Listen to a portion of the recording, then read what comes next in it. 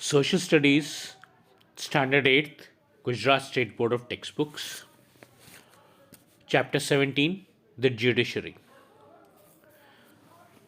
हमने अभी तक देखा है कि भारत के बहुत वीर पुत्रों ने आज़ादी के लिए स्ट्रगल करा.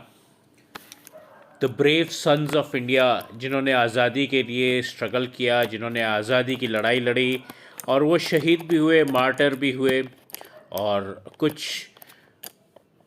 शहीद नहीं भी हुए और उन्होंने अपना सत्याग्रह, अपना जिस प्रकार से भी रेवोल्यूशनरी एक्टिविटी या सत्याग्रह, नॉन वायलेंट या वायलेंट, जिस तरीके से भी उन्होंने आज़ादी की लड़ाई लड़ी, उन्होंने आज़ादी ली.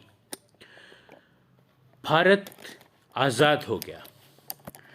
अब आज़ाद होने के बाद में उसमें कानून व्यवस्था, ये सब यानी कि लॉ एंड ऑर्डर, ये सब इस्टेब्लिश करना था. तो उसको अच्छे तरीके से चलाने के लिए लॉ एंड ऑर्डर चाहिए है.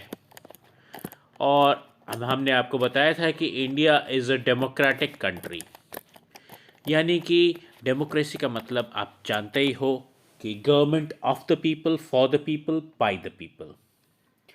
यानी कि गवर्नमेंट जो है वो लोग खुद बनाते हैं, अपने लिए बनाते हैं और वो खुद पार्टिसिपेट करते. इलेक्शन से सारी गवर्नमेंट आती है, कोई डिक्टेटरशिप नहीं है.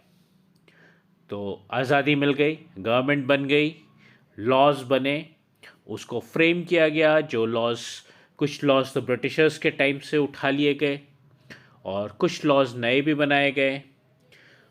कुछ प्रिंसिपल्स, कुछ आइडियल्स के बेसिस पे ये सारे लॉज बने. तो वो लॉज जो बने वो अच्छे थे या बुरे थे वो हम आगे देखेंगे. खैर, हम उसमें जजमेंट तो कोई कर नहीं सकते हैं क्योंकि ना तो हम जुडिशरी के पार्ट हैं, ना हम लॉयर हैं, ना हम क्वालिफाइड हैं उसके बारे में कोई ओपिनियन एक्सप्रेस करने के लिए. तो फिर भी हम जुडिशरी जो है, जो हमारा ये चैप्टर है वो जुडिशरी के ऊपर है. तो जुडिशरी को हम देखते हैं इस चैप्टर में. लॉज जो बने वो जुडिशरी मतलब लोगों को गवर्न करने के लिए बने, कुछ प्रिंसिपल्स, कुछ आइडियल्स के ऊपर. अगर कोई जना लॉ को ब्रेक करता है तो उसको ऑफेंस कहते हैं, क्राइम कहते हैं. मतलब वो कुछ गलत काम कर रहा है. अब वो गलत काम जब करता है तो वो किसी और को उसके राइट्स, उसके फंडामेंटल राइट्स से डिप्राइव करता है, यानी कि उसके फंडामेंटल राइट्स छीन लेता है. उसको, उसके किसी और आदमी को उसके फंडामेंटल राइट्स नहीं मिलते हैं. तो जब वो ऐसा होता है तो उसके लिए जस्टिस की ज़रूरत है, न्याय की ज़रूरत है. तो इसके लिए जस्टिस ज़रूरी है. और आप ये भी जानते हो कि justice delayed is justice denied, यानी कि अगर न्याय हमको देरी से मिले तो वो इतना ही बुरा है जैसे कि न्याय हमको कभी मिला ही नहीं. तो ये काम जो है ये जुडिशरी का है कि वो हमारे को जस्टिस प्रोवाइड करे. और एक जुडिशरी ने इसलिए एक अहम भूमिका निभाई है, एक प्रोमिनेंट प्लेस होल्ड करके बैठी है. सारे पब्लिक एडमिनिस्ट्रेशन, सारे कंट्री के न्याय प्रक्रिया में एक बहुत ही इम्पॉर्टेंट रोल अदा करती है जुडिशरी. अब जुडिशरी पे अगर हम आए तो स्ट्रक्चर कैसा है जुडिशरी का.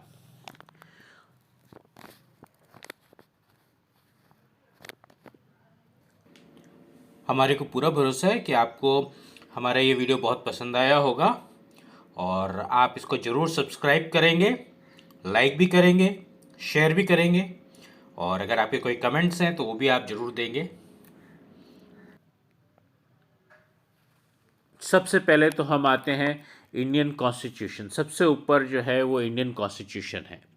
हम एक बार ये टेबल देख लेते हैं. हम इसको ऊपर से नीचे जाएंगे.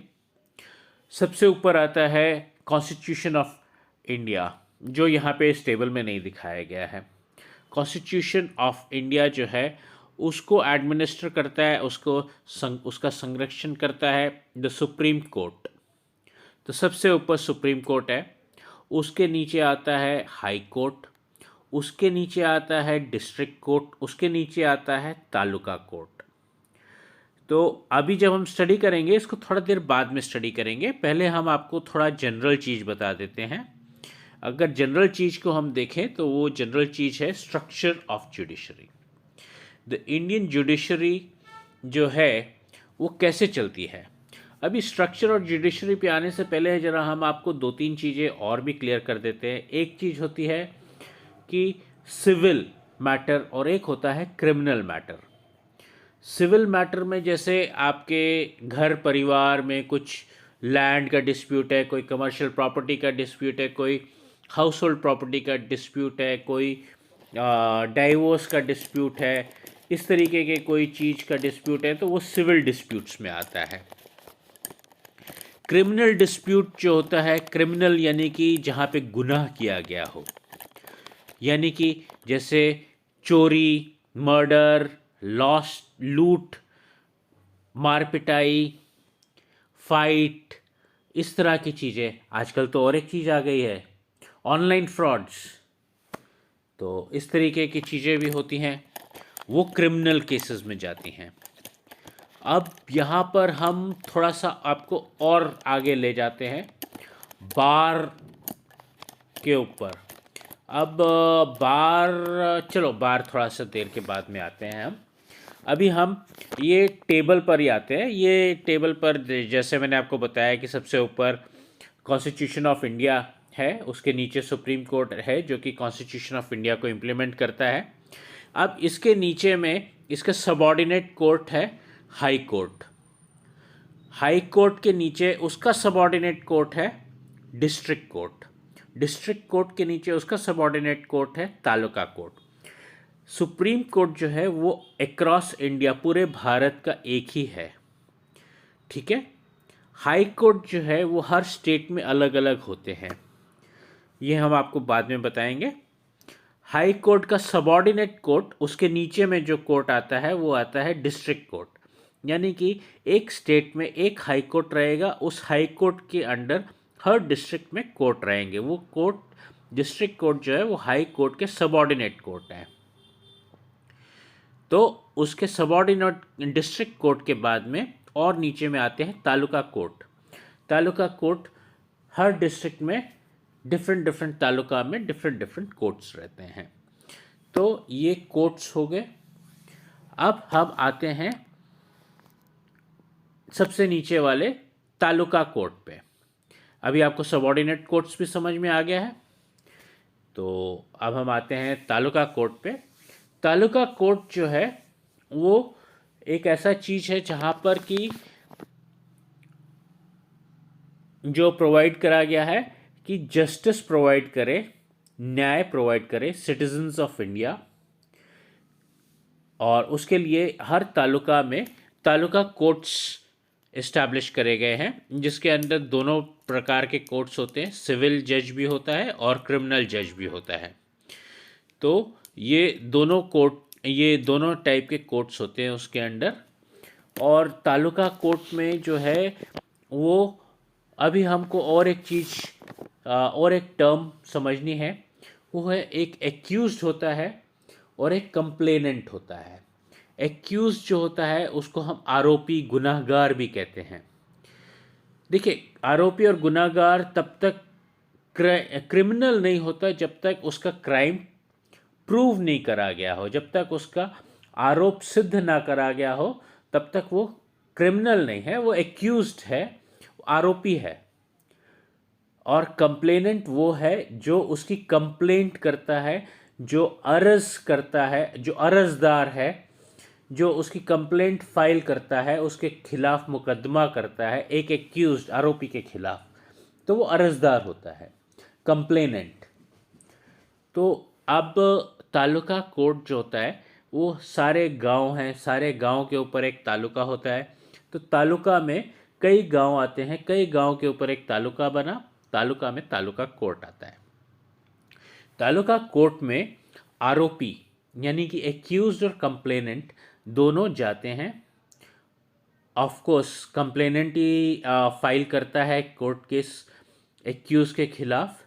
तो कंप्लेनेंट और एक्यूज दोनों वहाँ पे हाजिर होते हैं, उनको सुना जाता है, वो काउंटर क्वेश्चन करे जाते हैं, काउंटर क्वेश्चन करे जाते हैं, और उसके बाद में उनके जो भी एविडेंस है, जो भी सबूत है, वो जज के सामने रखा जाता है। और ये कानूनी प्रक्रिया में जो आदमी उसमें इन्वॉल्व होता है, जज के पास में उनका सबूत, उनका केस, उनके कानूनी वक्तव्य रखने के लिए कौन से सेक्शन में आ रहा है, उनका क्राइम क्या है, उनका क्राइम, उसको लीगल भाषा में जज को समझाने के लिए एक व्यक्ति की ज़रूरत होती है, जिसको कहते हैं हम लॉयर, वकील, एडवोकेट। तो लॉयर जो है वो केस प्रेजेंट करता है, कंप्लेनेंट केस फाइल करता है। कंप्लेनेंट जो है वो अर्जदार होता है, अर्जदार एक्यूज्ड आरोपी के खिलाफ केस फाइल करता है। ऑफ कोर्स लॉयर फाइल करता है, लेकिन कंप्लेनेंट ही कंप्लेन लेके जाता है। जो लॉयर फाइल करता है उसको कानूनी भाषा में लिख के, उसकी अर्जी बना के, उसकी एप्लीकेशन बना के प्रॉपर तरीके से जज कोर्ट के प्रक्रिया के अनुसार, कोर्ट के प्रोसीजर के अनुसार उसको फाइल करता है केस, और वो लॉयर उसका केस लड़ता है वहाँ पे। तो ये कंप्लेनेंट एंड एक्यूज दोनों वहाँ पे हाजिर होते हैं, लॉयर भी हाजिर होता है, और जज उनका मुकदमा, उनका कोर्ट केस, उनका हियरिंग कंडक्ट करता है, दोनों पार्टियों को सुनता है, उनका एविडेंस, उनका सबूत कोर्ट के सामने यानी कि जज के सामने पेश किया जाता है। जज दोनों पक्षों को, दोनों पार्टीज़ को, एक्यूज्ड एंड कंप्लेनेंट दोनों को, यानी कि अर्जदार और गुनहगार, आरोपी को और अर्जदार को, दोनों को सुनता है, उनका दोनों का वे करता है कि किसने क्या किया, किसने क्या नहीं किया, और सबूतों के हिसाब से वो अपनी जजमेंट पास करता है। तो यहाँ पे अभी हम कुछ और टर्म्स पर आ जाते हैं। एक टर्म हो गई बार, एडवोकेट यानी कि लॉयर। बार जो है वो रेफर करता है, वो संबंध रखता है एडवोकेट से। वो काउंसिल ऑफ एडवोकेट्स है, एक उनका सारे एडवोकेट्स का एक काउंसिल बना हुआ होता है, एक कमेटी बनी हुई होती है, उसको कहा जाता है बार काउंसिल। बार जो है ये हुक्का बार, कॉफ़ी बार, टी बार या विस्की बार, इनसे इसका कोई संबंध नहीं है। ये बार ऑफ एडवोकेट्स है, बार काउंसिल कहा जाता है इसको। तो ये बार जो है, ये सर्टिफिकेट, बार काउंसिल जो है ये एडवोकेट्स को, लॉयर्स को सर्टिफिकेट ऑफ प्रैक्टिस भी प्रदान करती है, उनको रेगुलेट भी करती है, उनके लिए क्या क्या उनके रूल्स रेगुलेशंस हैं उनके प्रोफेशन के, उनके कैसे वो बिहेव करेंगे, ये सब चीज़ें वो बार काउंसिल बनाती है। और वो उनके ऊपर निगरानी भी रखती है। अगर कोई लॉयर, एडवोकेट कुछ गलत काम करता है तो उसको उसके अनुसार सज़ा भी दी जाती है बार काउंसिल द्वारा, यहाँ तक कि उसका जो सर्टिफिकेट ऑफ प्रैक्टिस है वो कैंसिल भी कर दिया जाता है। अब दूसरी और एक टर्म जो इसमें आती है वो है बेंच।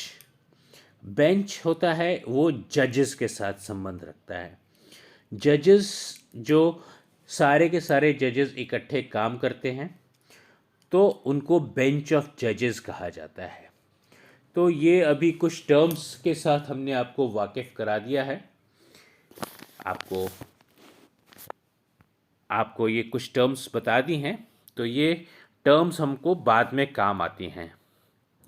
अब हम आते हैं, अगर ये जो तालुका कोर्ट में अब जो हियरिंग हुई, जो जज ने हियरिंग कंडक्ट करी, कोर्ट में कंडक्ट करी हियरिंग, और उसके एविडेंस, उसके सबूत, पक्ष विपक्ष दोनों को सुना उसने, उनके एविडेंस को, उनके सबूतों को भी देखा, और फिर उसने अपना लॉ के अनुसार जो जजमेंट था, इंडियन कॉन्स्टिट्यूशन ने जो लॉ बनाया हुआ है उस लॉ के अनुसार जो उसका जजमेंट उसका निकला, तो वो उसने दिया। अब ये जजमेंट जो उसने दिया, अगर वो उनको पसंद नहीं आया, पक्ष और विपक्ष यानी कि अर्जदार और गुनहगार को पसंद नहीं आया, उनको ये लगता है कि ये गलत है, तो वो इसको आगे चैलेंज कर सकते हैं। चैलेंज कहाँ करेंगे? तालुका कोर्ट से ऊपर क्या आता है? District court. तो उसको चैलेंज किया जाता है डिस्ट्रिक्ट कोर्ट में। अभी हम इसमें और एक चीज़ आपको बता देते हैं कि तालुका कोर्ट में, जैसे हमने पहले बताया कि सिविल और क्रिमिनल दो तरीके के होते हैं। हर कोर्ट में सिविल और क्रिमिनल दो तरीके की चीज़ें होती है। तो तालुका कोर्ट में सिविल जज जो होता है, उसको जो सिविल का मैटर सुनता है, सिविल हमने आपको बताया था house hold, land, property, commercial, ये सब टाइप के सिविल मैटर्स में आते हैं। तो इन सब को जो सिविल जज जो देखता है वो 25 लाख या उसके नीचे 25 लाख्स और लेस देन 25 लाख्स तक के अमाउंट को वो देखता है। इसके ऊपर वो जजमेंट दे सकता है। और जो जो क्रिमिनल जज रहता है इसमें, उसको मैजिस्ट्रेट कहते हैं। तो जुडिशियल मैजिस्ट्रेट होता है वो, जो क्रिमिनल मैटर्स देखता है। वो जो है वो 3 साल तक का सेंटेंस दे सकता है तालुका कोर्ट में, या फिर फाइन अप टू 10,000 रुपीज़। ये उसकी लिमिटेशंस हैं कुछ।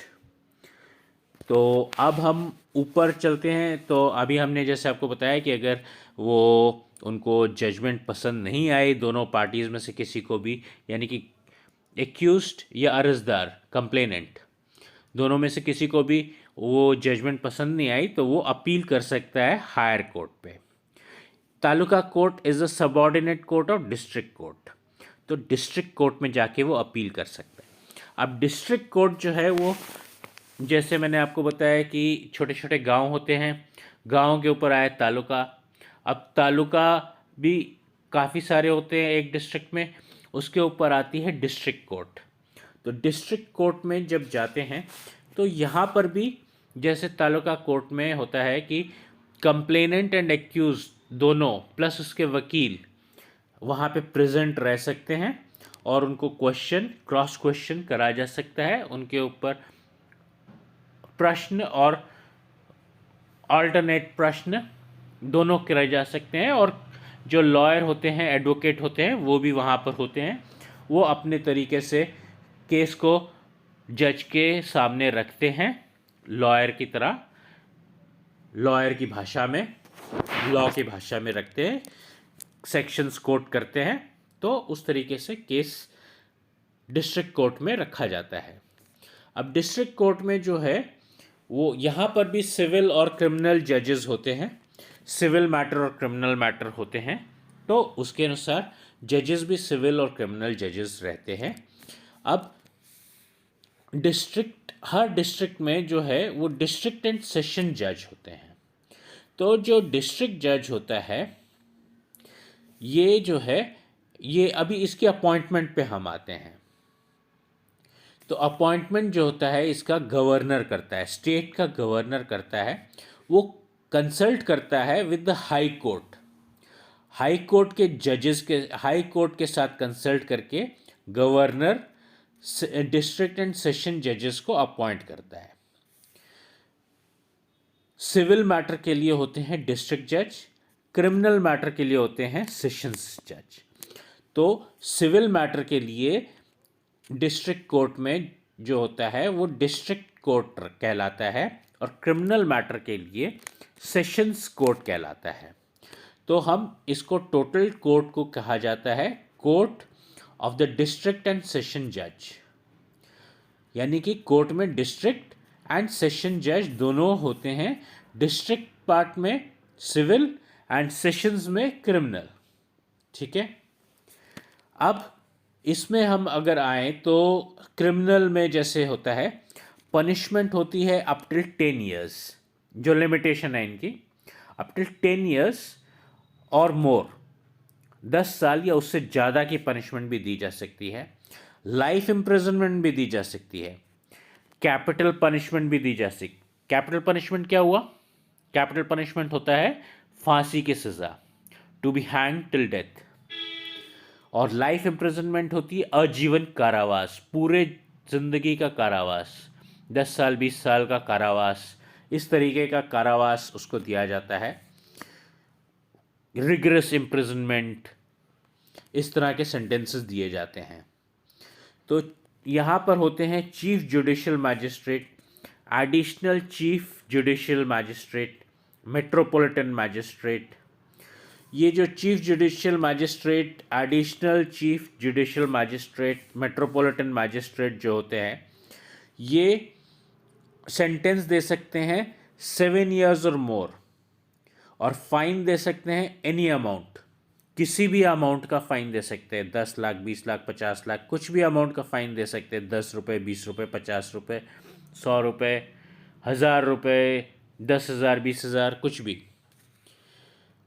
और कुछ होते हैं मेट्रो सिटीज़। अब मेट्रो सिटीज़ में आते हैं city civil and session court. City civil and session court में और एक चीज़ें होती हैं, और भी कुछ चीज़ें होती हैं जो इसके अलावा रहती है, जैसे लेबर कोर्ट, फिर diverse family affairs court, family matters court, इस तरह से और भी चीज़ें आ जाती हैं। ऑफ कोर्स लेबर कोर्ट में आ गया जैसे आपका labour unrest, strike, labour matters, labour को प्रॉपर वेजेस नहीं मिल रहे हैं, प्रॉपर उनको लेबर की कंडीशंस अच्छी नहीं है फैक्ट्री में या जहाँ पे भी वो काम कर रहे हैं, तो वो सब मैटर्स लेबर कोर्ट में आ जाएंगे। फैमिली कोर्ट में भी मैटर्स आते हैं जिसमें सास ने बहू को पीड़ित करा, या ऐसे बच्चों ने पेरेंट्स को अच्छे से नहीं ट्रीट कर रहे, या फैमिली में प्रॉपर्टी की डिस्प्यूट हो गई, या फिर हस्बैंड वाइफ का झगड़ा हो गया तो उसमें डाइवोर्स केस, ऐसे वैसे केस, ये सब टाइप के फैमिली मैटर्स कोर्ट में भी आते हैं।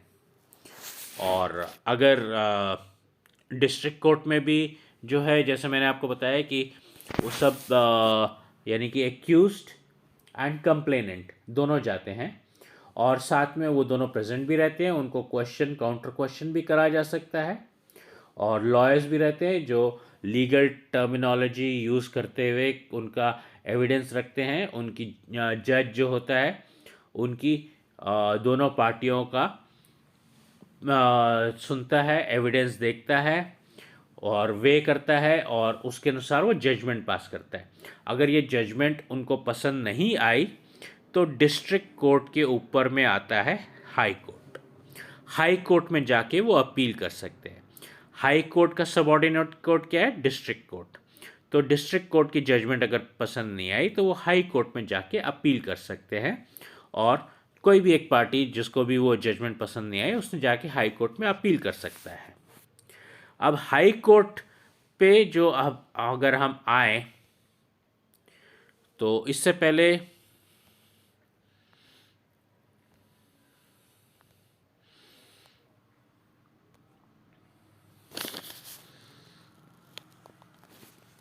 ये हमने आपको ऑलरेडी बता दिया हुआ है, बेंच और बार काउंसिल ये सब ऑलरेडी बता दिया है हमने आपको।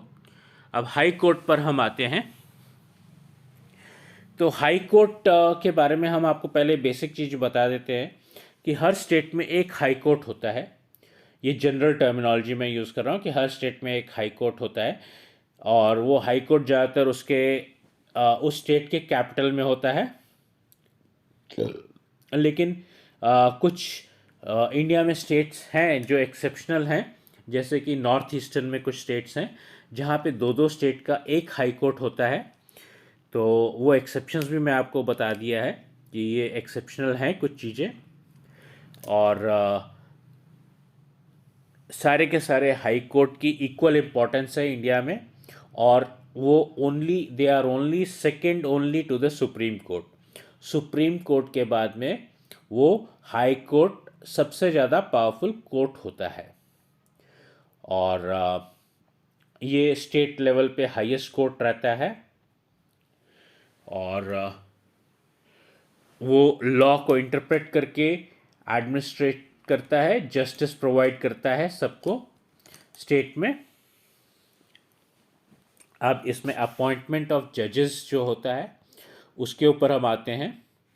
अपॉइंटमेंट ऑफ जजेस जो होता है ये सबसे पहले तो ये हाईएस्ट कोर्ट होता है स्टेट का, और president of India high court का चीफ जस्टिस को अपॉइंट करता है in consultation with the chief justice of the supreme court and the governor of the state.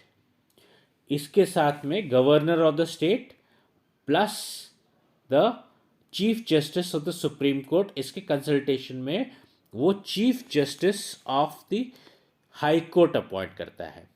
और चीफ जस्टिस के नीचे में आते हैं अदर जजेस, तो वो जो है वो गवर्नर अपॉइंट करता है इन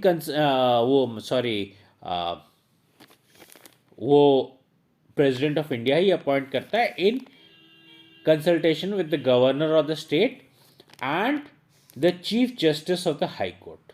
इनके साथ कंसल्ट करके वो अदर जजेस को रिक्रूट करता है और इनको शपथ दिलाई जाती है। इन सबको शपथ दिलाई जाती है, वो गवर्नर दिलाता है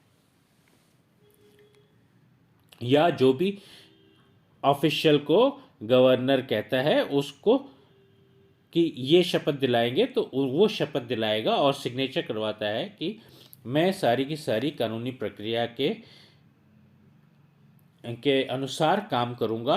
इस तरीके से शपथ ओथ एंड साइन अप होता है इनका in the presence of the governor of the state और अ पर्सन नॉमिनेटेड और अपॉइंटेड बाय द गवर्नर।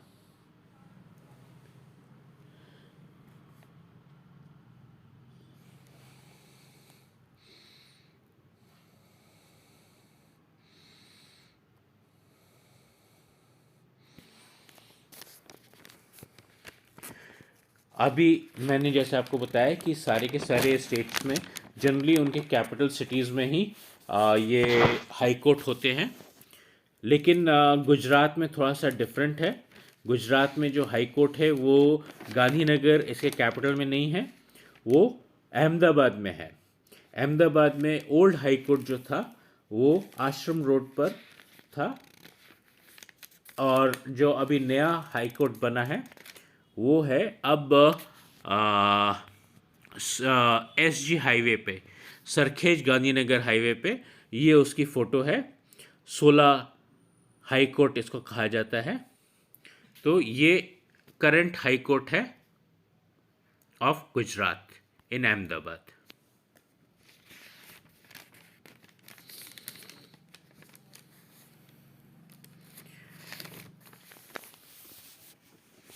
अब हाई कोर्ट पे अगर हम आए तो यहाँ पे एक्यूज्ड एंड कंप्लेनेंट जो होते हैं उनको कोर्ट में प्रेजेंट होने की ज़रूरत नहीं होती है। वो उनका डिस्ट्रिक्ट कोर्ट तक उनको रहने की ज़रूरत होती है, तालुका एंड डिस्ट्रिक्ट कोर्ट तक उनको रहने की ज़रूरत होती है। हाई कोर्ट में सिर्फ लॉयर्स ही आपस में आर्ग्यूमेंट करते हैं और अपील करते हैं, आर्ग्यूमेंट करते हैं और केस लड़ते हैं। लेकिन अगर इफ़ रिक्वायर्ड, अगर ज़रूरत समझी जाती है तो एक्यूज्ड एंड कंप्लेनेंट यानी कि एक्यूज यानी कि आरोपी, गुनहगार, और कंप्लेनेंट जिसने कंप्लेंट फाइल करी है, जो अर्जदार है, जिसने की कंप्लेंट करी है, उनको भी आना पड़ सकता है कोर्ट में इफ़ रिक्वायर्ड। जरूरी नहीं है, बट इफ़ रिक्वायर्ड उनको आना पड़ेगा और उनको अपना मैटर रखना पड़ेगा। तो अब ज्यूरिसडिक्शन पर हम आते हैं।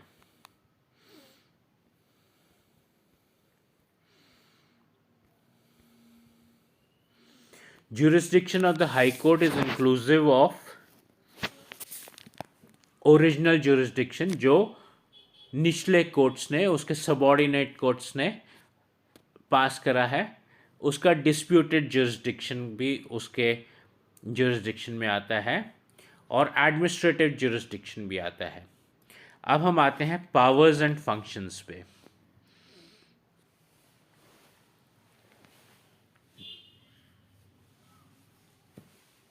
यहाँ पर जो है हियरिंग ऑफ क्रिमिनल, सिविल और रेवेन्यू केसेस, 3 टाइप के केसेस यहाँ पर देखे जाते हैं। एक तो civil matter, criminal and revenue. तो रेवेन्यू एक नया टर्म आ गया आपके लिए। रेवेन्यू जो होता है, आपको हमने पहले बताया है कि लगान, यानी कि जो गवर्नमेंट रेवेन्यू कलेक्ट करती है in the form of taxes, वो सब। तो अब यहाँ पे point number 1 powers and functions में आ गया, types of hearing, civil, criminal and revenue. Article, फिर पॉइंट नंबर 2 आता है, article 226 of the Indian constitution के under protection of human rights. अगर ह्यूमन राइट्स का कोई केस है तो वो भी इधर ही आएगा, हाई कोर्ट में। इसको ह्यूमन राइट्स भी प्रोटेक्ट करने हैं। Appeals filed against the judgement passed by subordinate courts. जो सबऑर्डिनेट कोर्ट्स हैं, यानी कि जैसे डिस्ट्रिक्ट कोर्ट, तालुका कोर्ट, उसके जो जजमेंट पास करे गए हैं, उसके लिए जो अपील करी गई वो पसंद नहीं आए तो उसके लिए अपील करी, वो भी यहाँ पर आएंगे। यानी कि तालुका कोर्ट से गए डिस्ट्रिक्ट कोर्ट में, डिस्ट्रिक्ट कोर्ट से आए, अब वहाँ पे भी आपको सेटिस्फैक्शन नहीं हुआ तो वो आए अब हाई कोर्ट में। अब इसकी पावर में और भी आता है that it can ask, the high court can ask for reports from all the subordinate courts of the state.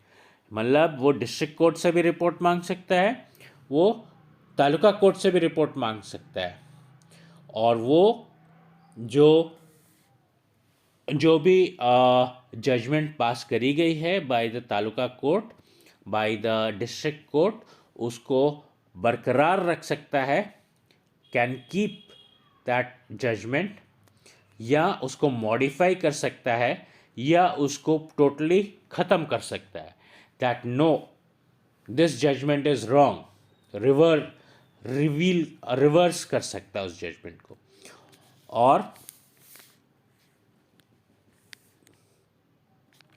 और अगर आप जो सुप्रीम कोर्ट ने जो जजमेंट पास करी, जो उसने पक्ष विपक्ष को सुना और उसने जो एविडेंस देखा, उसके बेसिस पे उसने जो जजमेंट पास करी, अगर उससे कोई जना सेटिस्फाई नहीं होता है, चाहे वो आरोपी हो, चाहे अर्जदार हो, चाहे कंप्लेनेंट हो, चाहे एक्यूज्ड हो, तो वो जाके आगे सुप्रीम कोर्ट में उसको चैलेंज कर सकता है, उसको फाइट कर सकता है, उसके अगेंस्ट में अपील फाइल कर सकता है।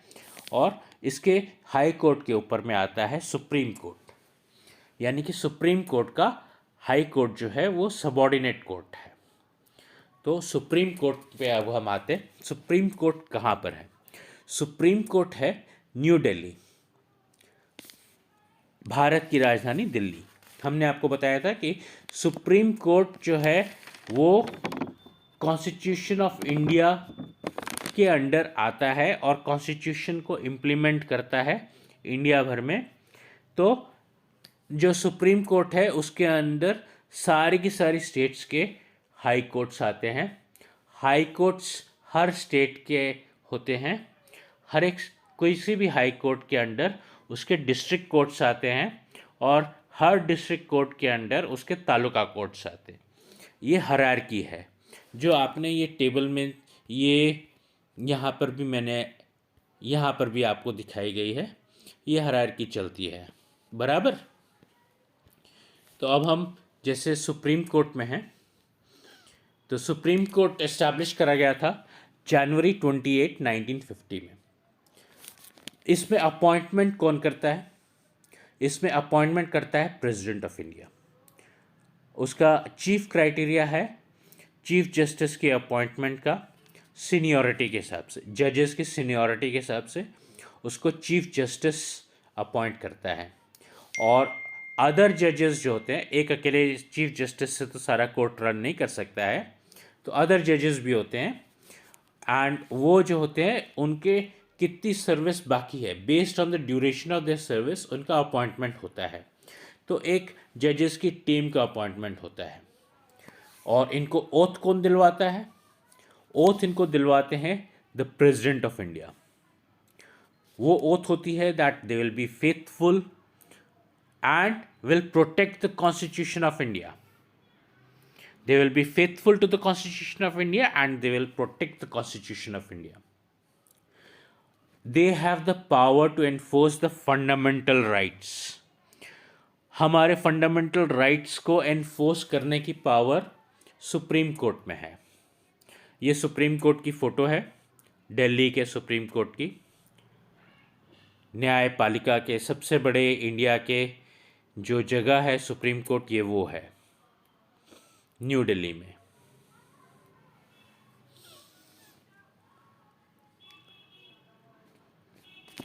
और कोई भी इंडिविजुअल, कोई भी इंस्टीट्यूशन यहाँ पे आके अपील कर सकता है for justice in the supreme court.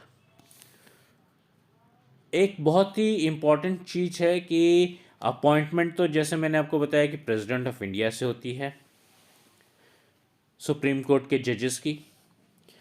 और अगर उसको डिसमिस करना है तो उसका एक स्पेसिफिक प्रोसीजर है. वो प्रोसीजर के अंडर 2-3 क्राइटेरिया ही हैं. 2 क्राइटेरिया जो है वो एक तो मिसबिहेवियर और एक है इनकेपेसिटी.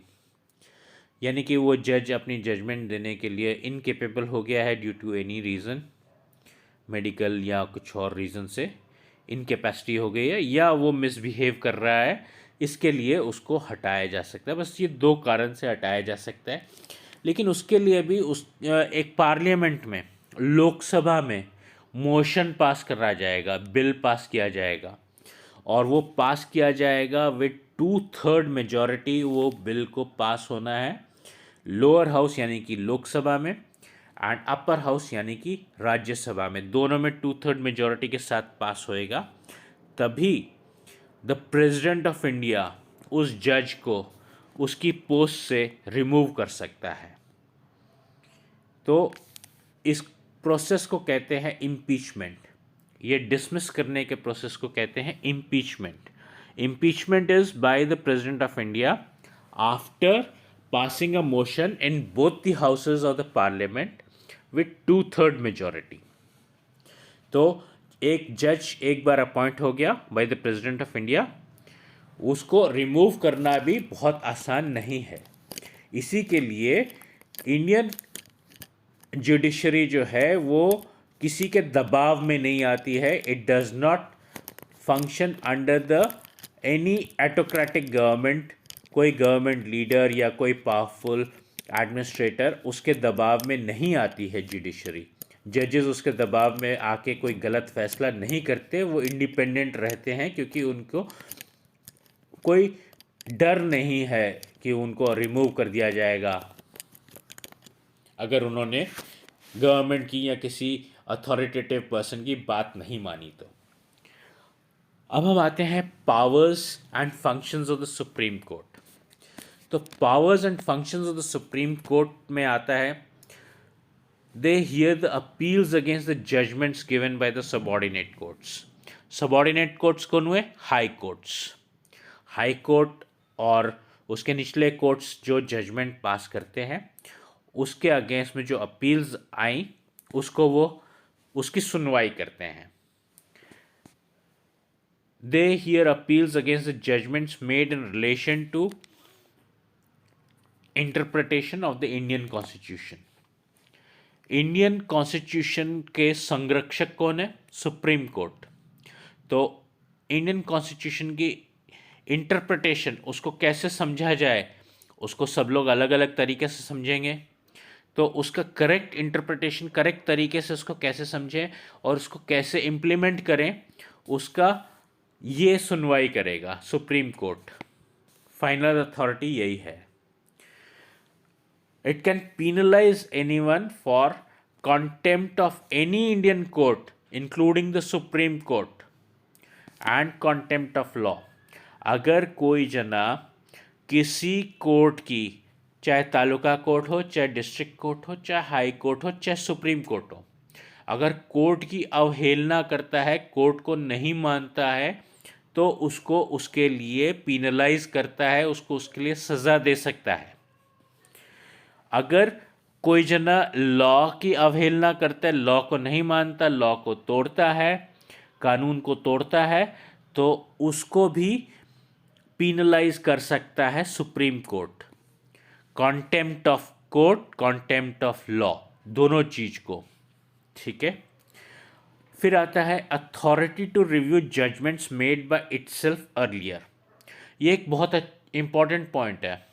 अगर सुप्रीम कोर्ट ने 10 साल पहले एक मैटर में, एक टाइप के केस में एक जजमेंट पास करी और आज के दिन उसको वो मैटर लगता है कि वो जजमेंट गलत है, तो वो उस जजमेंट को वापस से चेंज करके, रिव्यू करके, उसको समझ के, उसको रिव्यू करके वो जजमेंट को चेंज कर सकता है, उसको करेक्ट कर सकता है, आज के सिनेरियो के अनुसार, आज के लॉ के अनुसार उसको चेंज करके बदल सकता है।